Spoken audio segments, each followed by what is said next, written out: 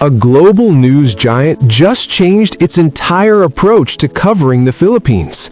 CNN, one of the most powerful media organizations on Earth, suddenly shifted how it reports on Filipino stories.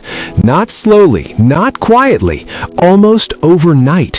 For decades, the pattern was consistent, predictable. Filipinos would see themselves portrayed one way, always the same angles, always the same narratives, disasters, poverty, political chaos. Then something happened. A single story exploded across the internet, millions of views, shares in every corner of the world, and CNN noticed. So here's the question: what made them change? And why did it take so long?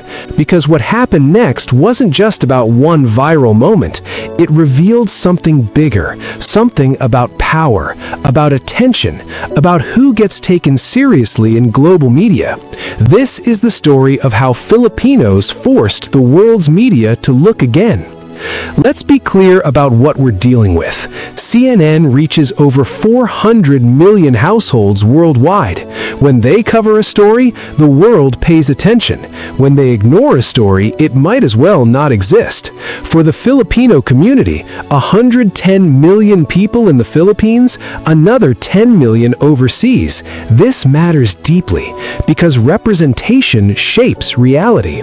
When international media only shows your country during typhoons and political scandals, that becomes your global identity. That becomes how investors see you, how tourists think about you, how the world understands you. Filipinos have been pushing back against this for years, on social media, in community groups, through their own content creators. But mainstream media didn't listen until they had no choice. The viral moment that changed everything didn't come from a news organization. It didn't come from a government campaign. It came from regular Filipinos showing the world something CNN had been missing, and the numbers were impossible to ignore. Backstory. To understand this shift, you need to understand the pattern. For decades, Western media coverage of the Philippines followed a formula. Natural disasters, always covered. The Philippines sits in Typhoon Alley, one of the most disaster-prone regions on Earth. When Typhoon Haiyan hit in 2013, killing over 6,000 people, CNN was there. Dramatic footage, heartbreaking interviews, global attention. Political controversy? Always covered. From Marcos to Duterte to current events. If there's conflict, there's coverage. But here's what rarely made headlines: Filipino innovation, Filipino art, Filipino businesses going global, Filipino communities thriving, Filipino culture beyond tragedy. The tech startup boom in Manila? Barely mentioned. The Philippines becoming a major player in global animation and digital services? Overlooked. Filipino nurses becoming essential healthcare workers worldwide? Only covered during crises. Filipino content creators noticed this pattern first. Around 2018, YouTubers and social media influencers started making videos with titles like "What CNN Won't Show You About the Philippines" or "The Real Philippines that Western media ignores." These videos got views, lots of them, but mainstream media didn't change their approach. They had their formula, their narrative, their angle. Then something unexpected happened. The rise. The shift started small, barely noticeable. In 2020, during the global pandemic, something interesting happened online. With the world locked down, people started looking for hope, for positive stories, for connection. Filipino content creators filled that gap. Videos showing Filipino street food went viral. Time-lapse videos of Manila's skyline surprised viewers who expected poverty. Tours of modern Filipino homes challenged stereotypes. Reaction videos videos of foreigners trying Filipino culture exploded in popularity. One video in particular started changing minds. A travel vlogger, not Filipino, just someone passing through, posted a video titled, "This is not what I expected in the Philippines." Simple concept. He walked through modern Manila, showed the malls, the restaurants, the nightlife, the business districts. Nothing fancy, just reality. The video hit 10 million views in 2 weeks. Comments flooded in.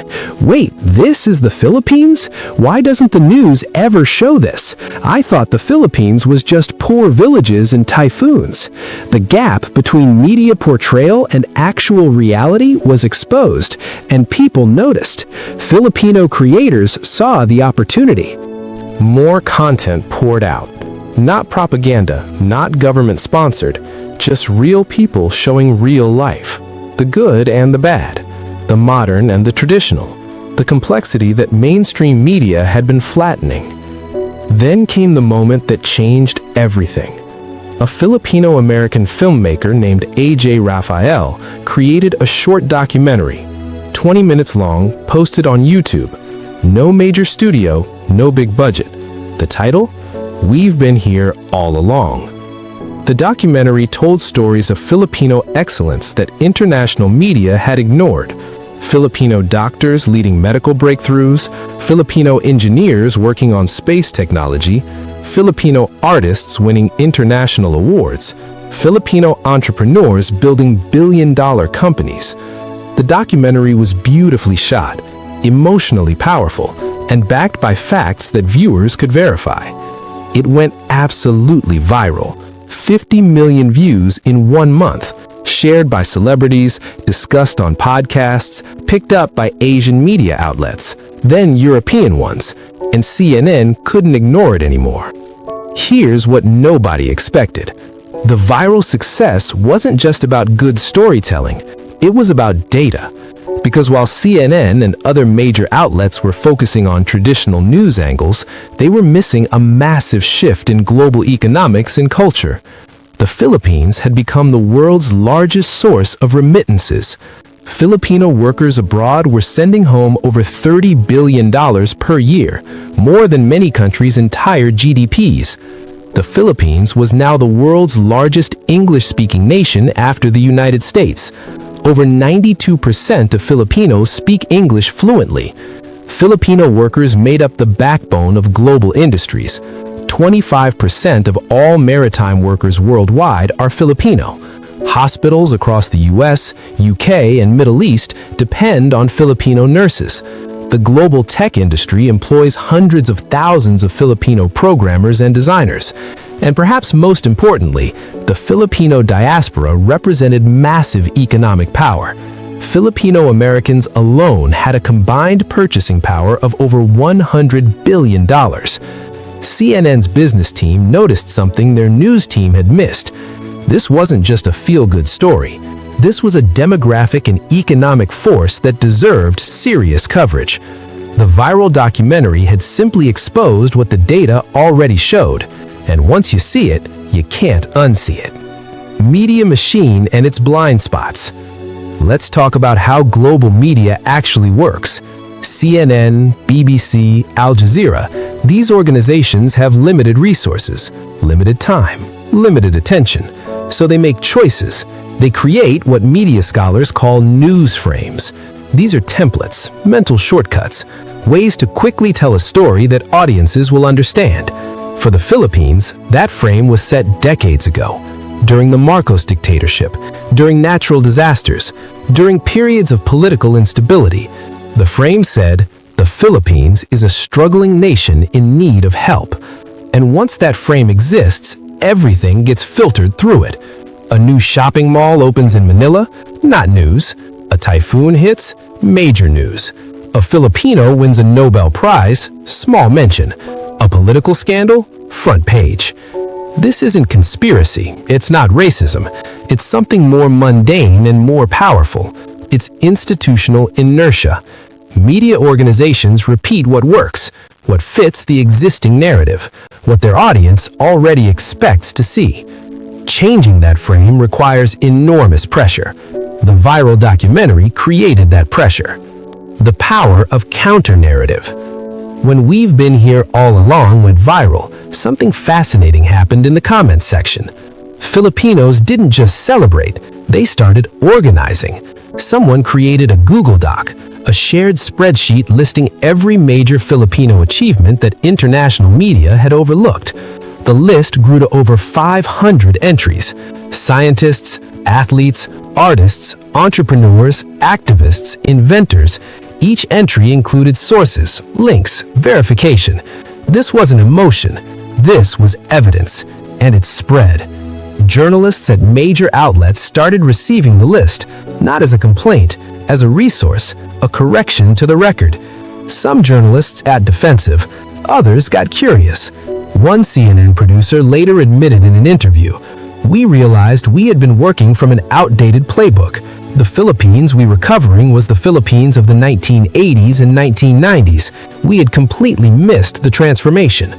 That transformation was real and dramatic.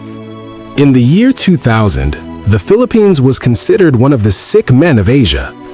Economy struggling, infrastructure crumbling, brain drain devastating. By 2020, the picture had changed completely. The business process outsourcing industry had exploded. The Philippines became the call center capital of the world. Not just call centers, also software development, animation, graphic design, digital marketing. Over 1.3 million Filipinos now work in BPO. The industry generates over $30 billion annually. Manila has more skyscrapers under construction than almost any city in Asia. Foreign investment has poured in. Middle class has expanded dramatically. But here's the crucial point. CNN and other major outlets were still showing footage from 2005, still using the same stock images of poverty, still telling the same stories. The disconnect became impossible to defend. The cultural renaissance. While economic changes were dramatic, cultural shifts were even more profound. Filipino pop cultures started breaking through internationally. Filipino-American artists like Bruno Mars and HER dominated global charts. Filipino actors appeared in major Hollywood productions. Filipino fashion designers showed at Paris Fashion Week. More importantly, Filipino content was succeeding on its own terms. Filipino YouTube channels gained millions of subscribers. Filipino podcasts found global audiences. Filipino webcomics and animations went viral. This wasn't Filipinos copying Western culture. This was distinct Filipino voices finding their own audience. And the audiences were huge. Because here's something media companies love: numbers. The numbers they couldn't ignore. After the documentary went viral, marketing teams at major outlets did the math. The Philippines had 76 million internet users. That's more than the UK, more than France.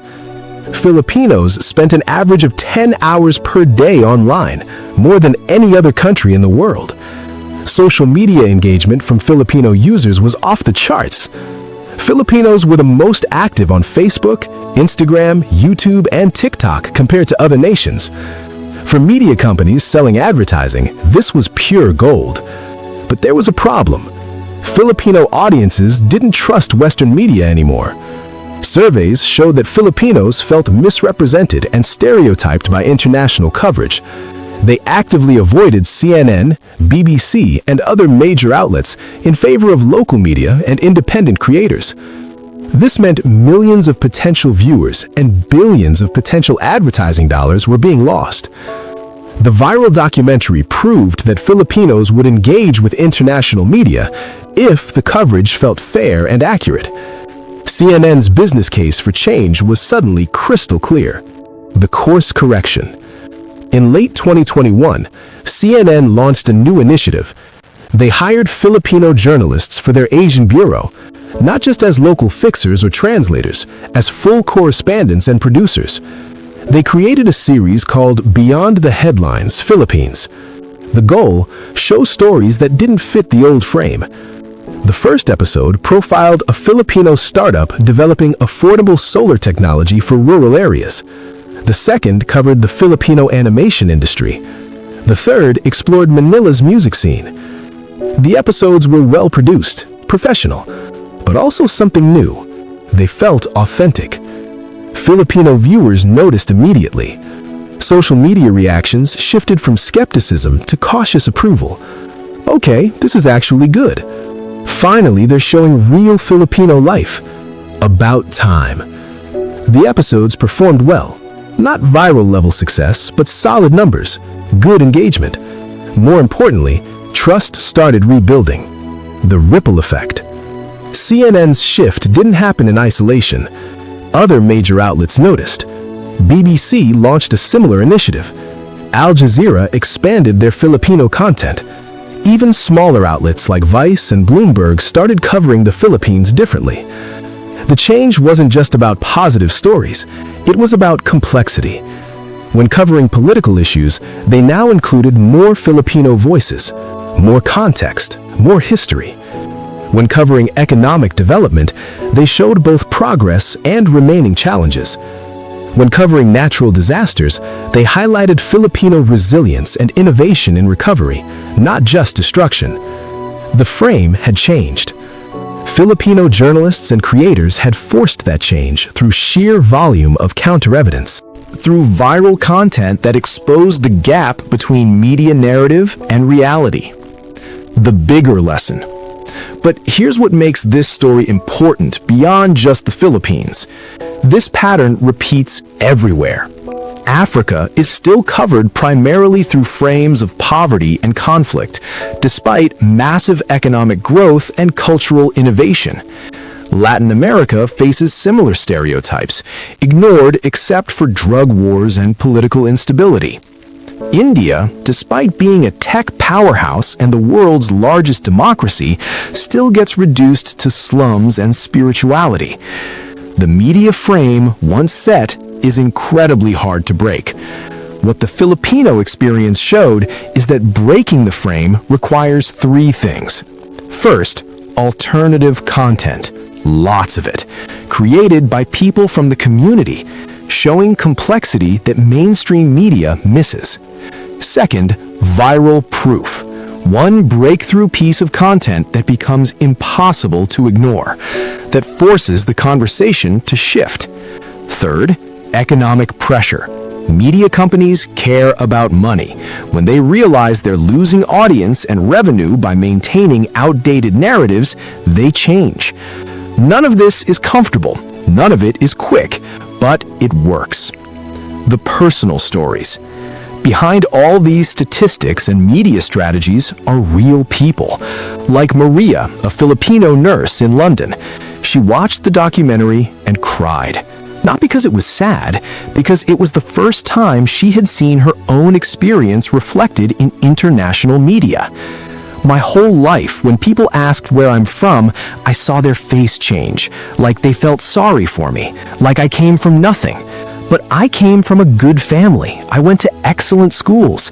I chose to work abroad. That documentary showed my story, finally. Or Carlos, a Filipino-American teenager in California. His classmates had bullied him with stereotypes about poverty and backwardness. After the documentary went viral, those same classmates approached him differently. People started asking real questions about my family, about the Philippines, not with pity, with curiosity. That one video did more than every conversation I'd tried to have. Or Jennifer, a journalist in Manila.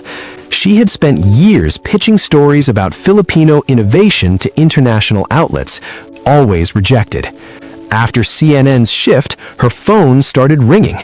Suddenly, they wanted the stories I'd been trying to tell for a decade. It felt vindicating, but also frustrating. Why did it take so long? These personal impacts matter, because media representation isn't abstract. It shapes how people see themselves, how others see them, what opportunities open or close. The real turning point came in 2022. CNN decided to broadcast a 1-hour primetime special titled Philippines Rising, the Nation the World Missed. Not hidden on their website, not on a secondary channel, primetime, main network. The special covered everything: economic transformation, cultural innovation, technological advancement, but also challenges. Poverty still exists. Corruption remains an issue. Climate change threatens coastal communities. The difference? It was balanced, complete, fair. Filipino viewers watched nervously. Would this be another disappointment, another reduction of their country to simple stereotypes? Instead, they saw themselves, accurately, fully. The special won an Emmy nomination, but more importantly, it became the model for how CNN covers developing nations. The old frame was finally broken. Final message. So what's the real lesson here? It's not that CNN was evil or racist, it's that media institutions are slow, resistant to change, trapped by their own history and assumptions. Change requires pressure, sustained pressure, not just complaints, but alternatives, not just criticism, but counter-evidence. The Filipino community provided both. They created content showing the truth CNN was missing. They made that content impossible to ignore. They forced the conversation to shift, and it worked. But here's the question worth sitting with.